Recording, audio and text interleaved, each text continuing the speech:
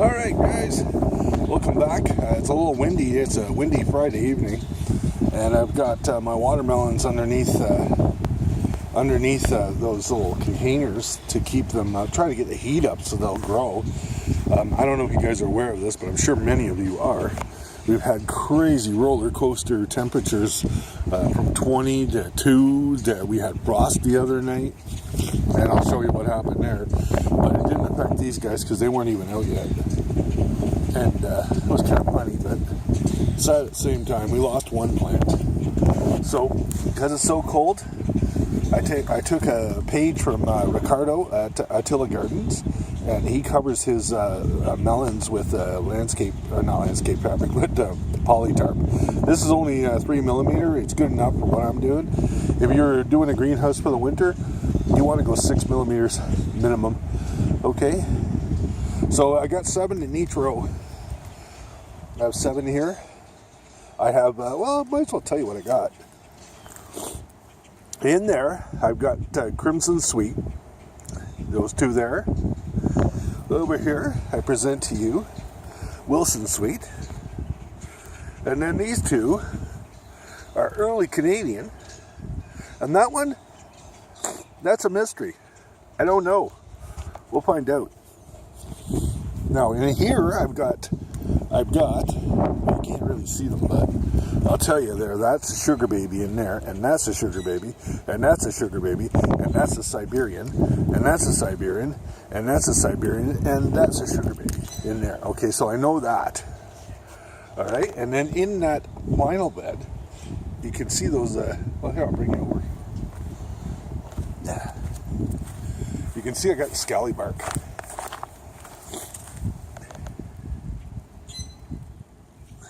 A little rusty, but it's going to be okay. I'm only going to put 4 in there. Now, I've got a load of watermelon, guys, but I just wanted to grow a whole bunch of different varieties so we could all check them out. And then next year, I'll grow less. And, you know, this is all for fun. But not to mention, I have a cousin who has a daughter who just lives right across the street over there somewhere. On Pine Street, just moved in, and hey, you know, housewarming gift? Some watermelons, right? Okay, so over here, we had mortality. Now I've covered this up with plastic, low profile, because it doesn't really matter, because the cantaloupes are really down in our low. You'll see that one there. Over there, in that corner where that bucket is, there was a death. And it was a Petit Gris Rene, and it didn't make it through the other night when we had that frost, which we were not supposed to get. It got down to 0.3, and maybe in some spots it might have got a little bit below 0 apparently. So, and the watermelon and the cantaloupe and the buckets did okay. They didn't get hit, and they were not covered at all. So I don't know. I'm trying to learn from all my little experiments here. But anyway, I'll show you a little bit more after. Just hang on with me there. Now I'll bring you over to the tomato plants now. Now these are all beefsteak. Well, I want you to take a look at those leaves, guys. They're not too bad, right? But if you look at the tips, you might be able to see that. Not really, but that's kind of white, eh? You know what happened? Frost. Nailed it. But it didn't, not enough to kill it, but definitely enough to set it back. This one seems to be recovering pretty damn good. These are all beefsteaks here. I got Manitoba still to put in there, guys. Not too bad, eh? Everybody wants their cameo. So I've got 8 of them here, guys. There. Yeah, those, you know what, they've really recovered quite well. The other day I came out here and there was like frosty tips and everything like that. Oh, see that? Yeah, everything's fine. No worries. We can see a little bit of residual frost. I don't know if you can see that, but there. Right there. You can see where it tapped it. This one here, it kind of got hit pretty hard, but I think it's going to be alright. And this one here got hit the hardest. These are all beefsteak, guys. And they survived. Now I'm going to bring you back to the upper deck. And here lies the dividing line between my wife's side of the garden and mine. If you want to refer to it as the Mason-Dixon line, that's fine too, because that's the north and this is the south. This is Dixieland, Canada.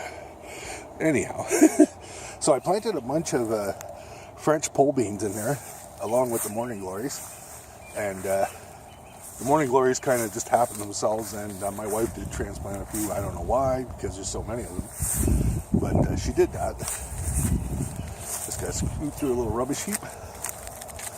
I made it. Look at that, guys. Lots of morning glories in there. This bed has been freshly planted with French pole beans. 2 morning glories still in there. Some roses my wife put in there temporarily until we've got a permanent home for them. So the French pole beans are all in there. Now, the Petit Gris Rene, I had some extras, so I just chucked them in there. We're going to see what happens. Another tomato over there, and that sucker, she got hit by frost. And she's okay. Another beefsteak, guys. Or, I think that might be a mystery keeper. Hang on a second, I'll have to identify these after. The broccoli, of course, a little frost never hurt any broccoli. No, everything's good. What I did is, I didn't start any cucumbers, so I'm really kind of late. So I planted some right here by seed. And all we need now is like warm temperatures, and well, that might be a lot to ask for. So here I think is a mystery keeper. I just see M. Yeah, that's a mystery keeper tomato, and you can see the leaves are kind of faded a bit, lightly touched by frost. I got a Noir de Carme there. Started very slow. These are Petit Gris Rene, and they survived. They were put in before the frost. These are peppers, but they're not jalapenos. Damned if I know what they are. Some sort of pepper. Mystery keeper over there. Another mystery keeper. Another mystery keeper, and a beefsteak, I think. You can see the leaves there. Even from a distance, you can see the fading in that. They got touched lightly, and I was lucky. I tell you, I was lucky. I didn't lose the whole damn thing. I've learned something about this. Just hold your horses, Rob. So the white strawberries are up. The second year for them, so they'll bear. I think they're ever bearing. And these ones here, you get a nice crop in the spring and in the fall. I'm going to take, you can't see the runners on these, but I'm going to put a cup here, like a solo cup. And I'm going to let the runners go right into the cup and start whole new plants, because you're supposed to rotate these things out every 2 years, guys, so that they'll produce maximum amount. All right, and then we have our pest control here. That's going to keep all rodents and mice and everything away there. We don't want that. More strawberries, more tomatoes. Might be able to see those peas over there that my wife has started. And then, sorry, I had to pause for a minute. I was sneezing. So anyway, more Petit Gris Rene. I just happen to have them, so, rather than throw them out. So I have this whole bed here for a whole bunch of things. So I think I got a bunch of jalapeno peppers, and I'll show you that. And I think this might be an okay spot for them. We'll see. Yeah, so I got 1, 2, 3, 4 jalapeno peppers for myself that I kept. I gave away like a ton. Got some tobacco plants there, and those are the Manitobas. These are the subarctic varieties. They did okay in the frost, even though you can still see where the frost touched it. And then, of course, over here, I have a black diamond watermelon. This is a big variety of watermelon. I'm going to give that away. And here I got a bunch of sugar babies, excess watermelons I have, and I'm going to give them away. So just a look at the herb garden here, and the garlic's coming up and all that stuff. And we're in the process of, we're going to be cutting the grass this weekend. Today was a shitty day for me. It started off pretty bad. Massive headache, and it lasted till about 2 o'clock in the afternoon. So I don't know what tomorrow's going to bring, so I decided I'd do the video tonight and show you what's going on. Temperatures really suck. They're not good at all. They've been really cold.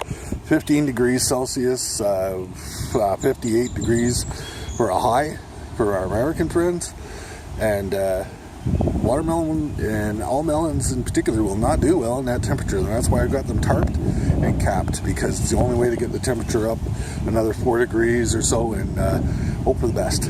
Anyway, this was your update, your garden update for Friday night. Let's see here, we're in May the 17th, I believe, 2019. Have a good night, everybody. Rob out for now.